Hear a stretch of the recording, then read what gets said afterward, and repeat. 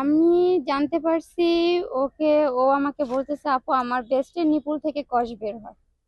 তখন আমি ওকে ব্রেস্টের সার্জারি ইউনিটে ঢাকা মেডিকেল ডাক্তার দেখাই।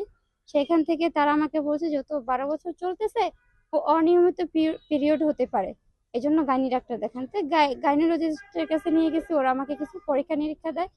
সেই সুবাদে আমি দয়াগঞ্জ ইবনে সিনায় ওদের আলতা করানোর পর ওনারা আমাদের বলতেছে যে ও 5 মাসের প্রেগনেন্ট। সেই সুবাদে আমরা আবার শিওর হওয়ার জন্য আমরা আপনার বিশ্ব রোড মনোরো হসপিটালে ওর আবার আলতা করাই, গাইনি ডাক্তার দেখাই। সেটাও রিপোর্ট আসছে ও 5 মাসের প্রেগনেন্ট। এখন আমার কথা হচ্ছে, ও হচ্ছে খালু, বাবা যেখানে খালু সেইখানে, কিন্তু সে এই কাজটা করছে সেটা আমরা মেনে নিতে পারবো না। সে ও নিজে স্বীকার আসছে, ওর ওয়াইফের সাথে স্বীকার আসছে, তারপর আমার হাজবেন্ডের সাথে স্বীকার আসছে, আমার আম্মুর সাথে স্বীকার আসছে। আর আমার ছোট বোনকে আমি জিজ্ঞাসা করছি, ও এক কথাই বলছে আমাকে চাবাড়ি দিয়ে ভয় দেখিয়ে কাজটা করছে, জোর জবরদস্তি করে করছে।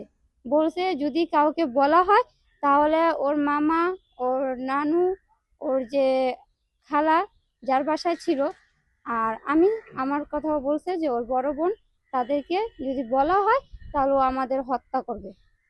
ওই বাসায় থাকতো কেন? ওই বাসায় থাকতো, আম্মু বিদেশ ছিল, সেই সুবাদে আম্মু ওনাদের কাছে দায়িত্ব দিয়ে গেছিল। তবে তুমি কি চান? আমরা এখন ফাঁসি চাই, আমরা ফাঁসি চাই, তার বিপরীতে অন্য কিছু আমরা যাবজ্জীবন মানবো না, ওর ফাঁসি হতে হবে।